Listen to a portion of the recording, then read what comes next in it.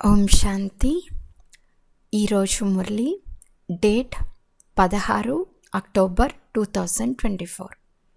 బాబా చెప్తున్నారు, మధురమైన పిల్లల్లారా, అపారమైన సుఖాన్ని పొందేందుకు మీరు మాతాపితల సన్ముఖంలోకి వచ్చారు. తండ్రి మిమ్మల్ని అపారమైన దుఃఖముల నుండి వెలికి తీసి అపారమైన సుఖాల్లోకి తీసుకెళ్తారు. ప్రశ్న: ఒక్క తండ్రి మాత్రమే రిజర్వ్లో ఉంటారు, పునర్జన్మలు తీసుకోరు. ఎందుకు?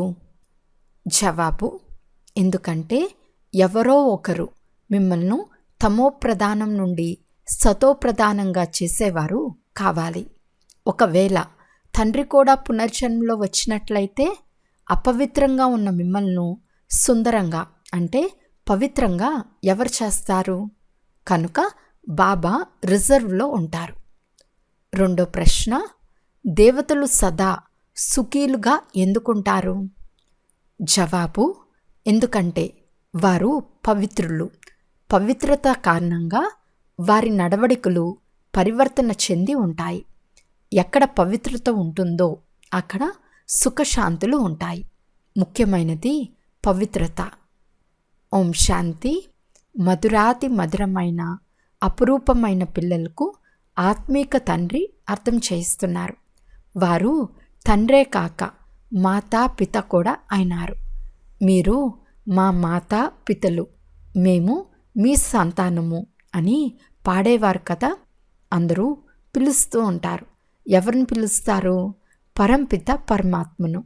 కానీ వారి కృప ద్వారా ఎలాంటి అపారమైన సుఖం ఎప్పుడు లభించిందో వారికి తెలియదు. అపారమైన సుఖం అని దేనిని అంటారో కూడా వారికి తెలియదు. ఇప్పుడు మీరు సన్ముఖంలో కూర్చుని ఉన్నారు. ఇక్కడ ఎంత అపార దుఃఖం ఉందో మీకు తెలుసు. ఇది దుఃఖధామం, అది సుఖధామం. మేము 21 జన్మలు స్వర్గంలో చాలా సుఖంగా ఉన్నామని ఎవరి బుద్ధిలోనూ ఉండదు. మీకు కూడా మొదట ఈ అనుభవం ఉండేది కాదు. మనం ఆ పరంపిత పరమాత్మ మాతాపిత సన్ముఖంలో ఉన్నాము. మేము 21 జన్మల కొరకు స్వర్గ సామ్రాజ్యాన్ని ప్రాప్తి చేసుకునేందుకు ఇక్కడికి వచ్చామని ఇప్పుడు మీకు తెలుసు. తండ్రి కూడా తెలుసుకున్నారు. ఆ తండ్రి ద్వారా పూర్తి సృష్టి చక్రాన్ని కూడా అర్థం చేసుకున్నారు. మనం మొదట అపారమైన సుఖంలో ఉండేవారం, తర్వాత దుఃఖధామంలోకి వచ్చామని కూడా నెంబర్ వారుగా ప్రతి ఒక్కరి బుద్ధిలో ఉంటుంది. విద్యార్థికి సదాస్మృతి ఉండాలి, కానీ క్షణక్షణం మర్చిపోవటం బాబా గమనిస్తున్నారు. అందువల్లనే మళ్ళీ వాడిపోతారు. స్థితి బలహీనమవుతుంది. మాయ యుద్ధం చేస్తుంది. ఉండవలసినంత సంతోషం ఉండదు. పదవులు నెంబర్ వారుగా ఉన్నాయి కదా.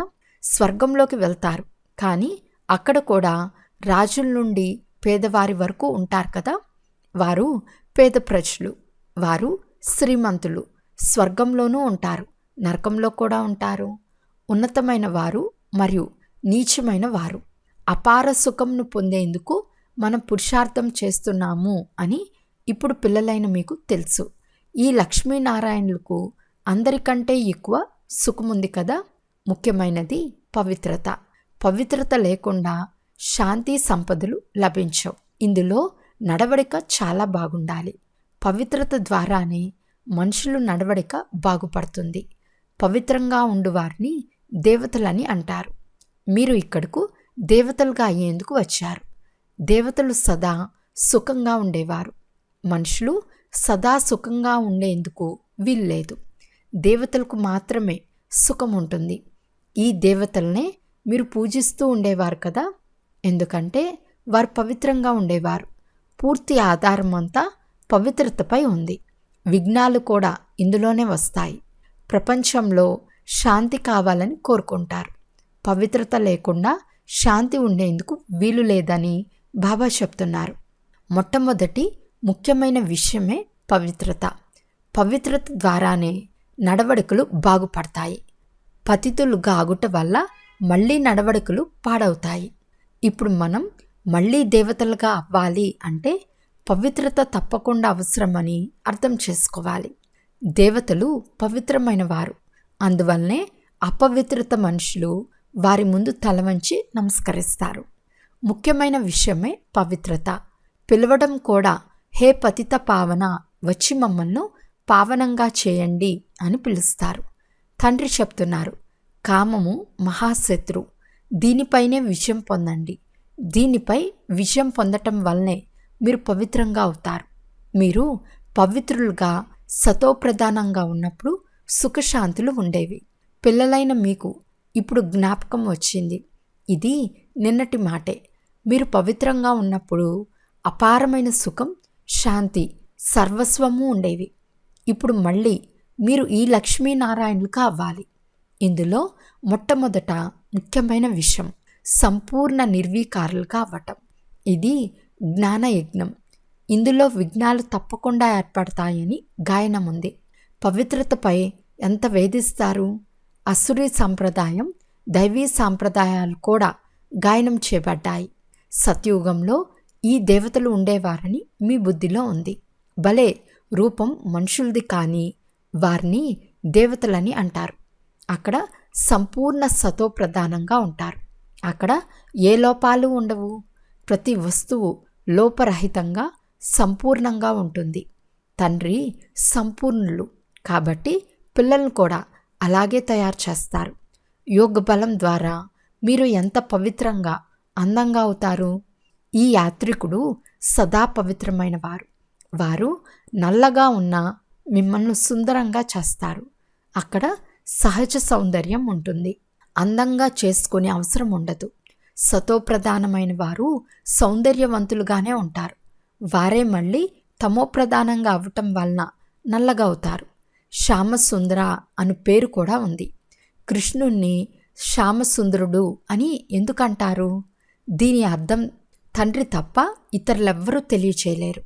భగవంతుడైన తండ్రి ఏ విషయాలను వినిపిస్తారో ఆ విషయాలను ఏ మనుషులు వినిపించలేరు. చిత్రాల్లో స్వదర్శన చక్రాన్ని దేవతలకు ఇచ్చేశారు. తండ్రి అర్థం చేయిస్తున్నారు, మధురమైన పిల్లల్లారా, స్వదర్శన చక్రం దేవతలకు అవసరం లేదు. వారు శంఖం మొదలైనవి ఏం చేస్తారు? బ్రాహ్మణ పిల్లలైన మీరే స్వదర్శన చక్రధారులు. శంఖధ్వని కూడా మీరే చేయాలి. ఇప్పుడు విశ్వంలో ఎలా శాంతి స్థాపన జరుగుతూ ఉందో మీకు తెలుసు. దానితో పాటు నడవడికలు కూడా బాగుండాలి. భక్తి మార్గంలో కూడా మీరు దేవతల ముందుకు వెళ్ళి తమ నడవడికలను వర్ణన చేస్తారు కదా. కానీ దేవతలు మీ నడవడికలను బాగు చేయరు. బాగు చేయవారు వేరొకరున్నారు. ఆ శివబాబా నిరాకారులు. వారి ముందు మీరు సర్వగుణ సంపన్నులు అని మహిమ చేయరు. శివుని మహిమయే వేరుగా ఉంటుంది. దేవతల మహిమను గానం చేస్తారు. కానీ మనం అలా ఎలా తయారవ్వాలి? పవిత్రంగా అపవిత్రంగా ఏది? ఆత్మయే. ఇప్పుడు మీ ఆత్మ పవిత్రంగా అవుతూ ఉంది. ఆత్మ సంపూర్ణమైనప్పుడు ఈ పతిత శరీరం ఉండదు. మళ్ళీ వెళ్ళి పావన శరీరం తీసుకుంటుంది. ఇక్కడ పావన శరీరం ఉండేందుకు వీలు లేదు. ఎక్కడైతే ప్రకృతి కూడా సతోప్రధానంగా ఉంటుందో అప్పుడు పావన శరీరం ఉంటుంది. కొత్త ప్రపంచంలో ప్రతి వస్తువు సతోప్రధానంగా ఉంటుంది.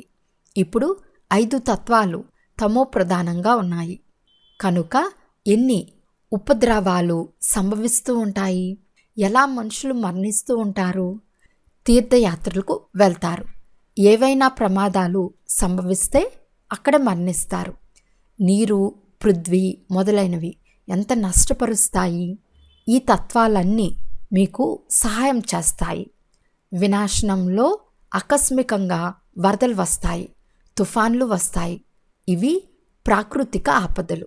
వారు బాంబులు మొదలైనవి ఏవైతే తయారు చేస్తున్నారో అది కూడా డ్రామాలో నిర్ణయింపబడి ఉంది. వాటిని ఈశ్వర్య ఆపదలని అనరు. అవి మనుషుల ద్వారా తయారైనవి. భూకంపాలు మొదలైనవేవి మనుషుల ద్వారా తయారైనవి కావు. ఈ ఆపదలన్నీ పరస్పరం కలుస్తాయి. భూభారం తగ్గి తేలికైపోతుంది. బాబా మనల్ని ఎలా పూర్తి తేలికగా తయారు చేసి కొత్త ప్రపంచానికి జతలో తీసుకెళ్తారో మీకు తెలుసు. తల తేలికైనప్పుడు మళ్ళీ చురుకుగా అవుతారు కదా. మిమ్మల్ని బాబా పూర్తి తేలికగా చేస్తారు. అన్ని దుఃఖాలు దూరం అయిపోతాయి. ఇప్పుడు మీ అందరి తలలు చాలా భారంగా ఉన్నాయి. తర్వాత అందరూ తేలికగా, శాంతిగా, సుఖంగా ఉంటారు. ఎవరు ఏ ధర్మం వారైనా అందరికీ సంతోషం ఉండాలి. సర్వులకు సద్గతినిచ్చేందుకు బాబా వచ్చి ఉన్నారని అందరికీ సంతోషం ఉండాలి. స్థాపన ఎప్పుడైతే పూర్తిగా జరిగిపోతుందో అప్పుడు మళ్ళీ అన్ని ధర్మాలు వినాశనమైపోతాయి. మొదట మీ బుద్ధిలో కూడా ఈ ఆలోచనలు లేవు. ఇప్పుడు అర్థం చేసుకున్నారు. బ్రహ్మ ద్వారా స్థాపన అని మహిమ కూడా ఉంది.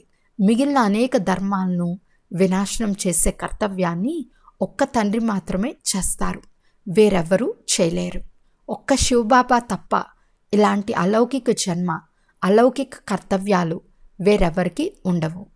తండ్రి సర్వోన్నతమైన వారు కనుక వారి కర్తవ్యం కూడా చాలా ఉన్నతమైనది.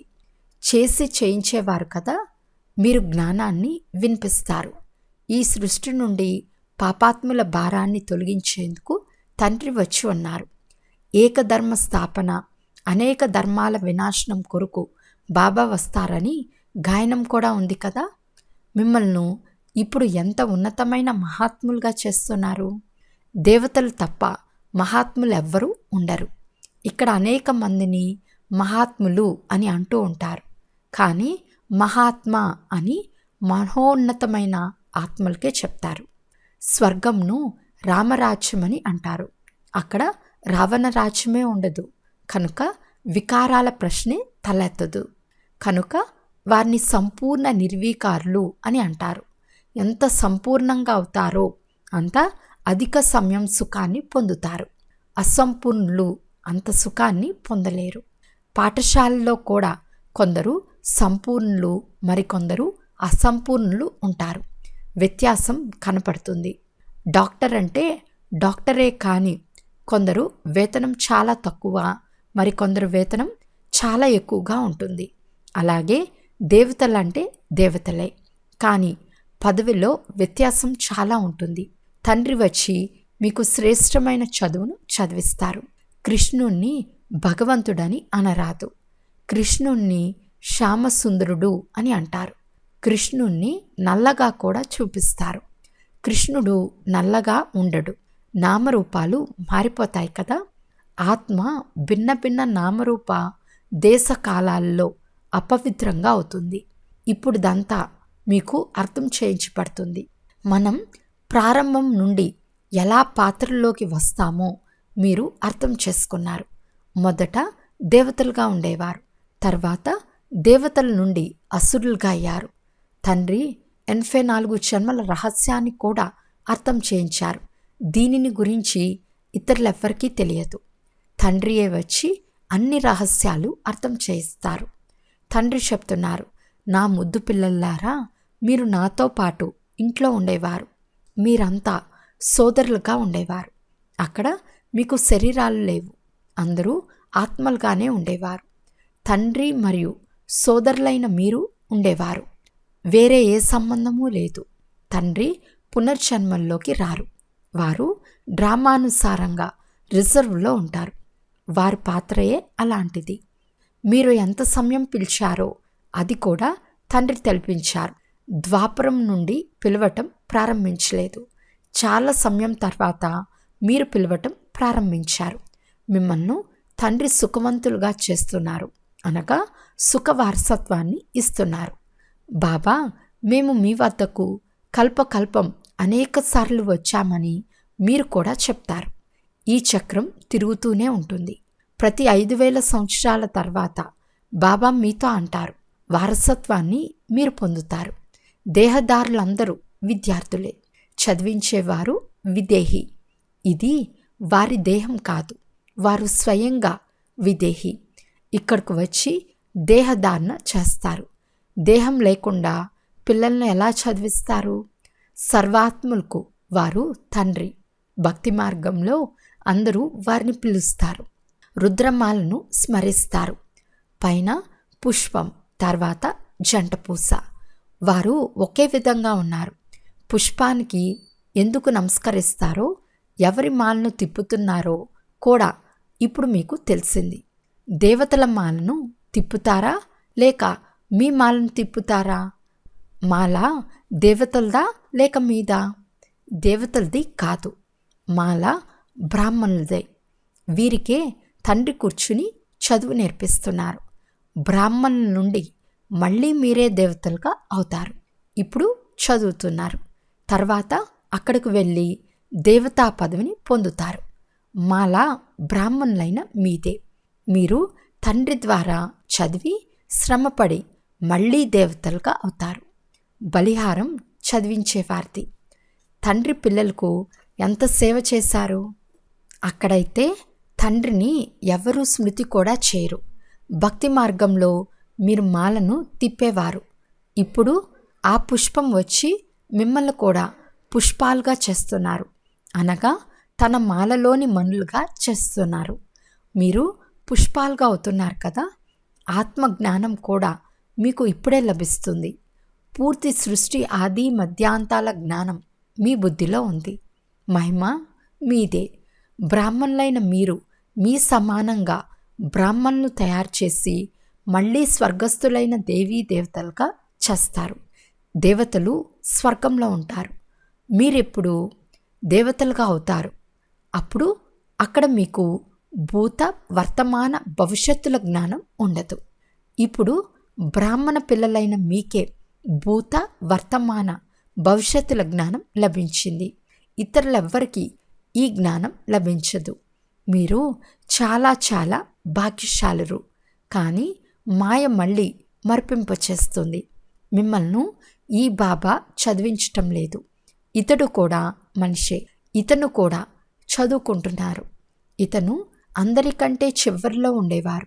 మొదటి నెంబర్ పతితులైన వారే మళ్ళీ మొదటి నెంబర్ పావనంగా అవుతారు. ఎంత సుఖీలుగా అవుతారు. లక్ష్యం ఎదురుగా ఉంది. తండ్రి మిమ్మల్ని ఎంతో ఉన్నతంగా చేస్తారు. ఆయుష్మాన్ భవ, పుత్రవాన్ భవ. ఇది కూడా డ్రామాలో నిర్ణయించబడింది. ఒకవేళ నేను ఆశీర్వదించినట్లయితే అందరినీ ఆశీర్వదించాలి. నేను పిల్లలైన మిమ్మల్ని చదివించేందుకు వస్తాను. ఈ చదువు ద్వారానే మీకు అన్ని ఆశీర్వాదాలు లభిస్తాయని తండ్రి చెప్తారు. అచ్చా, మధురాతి మధురమైన అపురూపమైన పిల్లలకు మాతా పిత బాప్దాదాల ప్రియ స్మృతులు మరియు గుడ్ మార్నింగ్. ఆత్మీక పిల్లలకు ఆత్మీక తండ్రి నమస్తే. ఆత్మీక తండ్రికి ఆత్మీక పిల్లల యొక్క ప్రియ స్మృతులు మరియు నమస్తే నమస్తే నమస్తే. ధారణ కొరకు ముఖ్య సారం. ఫస్ట్ పాయింట్, తండ్రి ఎలా పరిపూర్ణలో అలా స్వయాన్ని పరిపూర్ణంగా చేసుకోవాలి. పవిత్రతను ధారణ చేసి మీ నడవడికలను బాగు చేసుకోవాలి. సత్యమైన సుఖశాంతులను అనుభవం చేయాలి. సెకండ్ పాయింట్, సృష్టి ఆది మధ్యాంత జ్ఞానమును బుద్ధిలో ఉంచుకొని బ్రాహ్మణుల నుండి దేవతలుగా చేసే సేవ చేయాలి. మీ శ్రేష్ఠ భాగ్యాన్ని ఎప్పుడూ మర్చిపోరాదు. వరదానము, ధారణా స్వరూపం ద్వారా సేవ చేసి ఖుషి యొక్క ప్రత్యక్ష ఫలాన్ని ప్రాప్తి చేసుకునే సత్యమైన సేవాదారి భవ. సేవలో ఉత్సాహంగా ఉండటం చాలా మంచిదే, కానీ పరిస్థితుల అనుసారం మీకు సేవ యొక్క అవకాశం లభించుకుంటే మీ అవస్థ దిగజారకూడదు లేక ఆందోళనలోకి రాకూడదు. ఒకవేళ జ్ఞానం వినిపించే అవకాశం లభించలేదనుకోండి, కానీ మీరు మీ ధారణా స్వరూపం యొక్క ప్రభావం వేస్తూ ఉంటే సేవ చేసినందుకు మార్కులు జమ అవుతాయి. ధారణా స్వరూప పిల్లలే సత్యమైన సేవాదారులు. వారికి అందరి ఆశీర్వాదాలు మరియు సేవకు ప్రతిఫలంగా ప్రత్యక్ష ఫలమైన సంతోషం అనుభూతి అవుతుంది. స్లోగన్, సత్యమైన హృదయంతో దాత విధాత వరదాతను రాజీ చేసుకుంటే ఆత్మీక ఆనందంలో ఉంటారు. అచ్చా, ఓం శాంతి.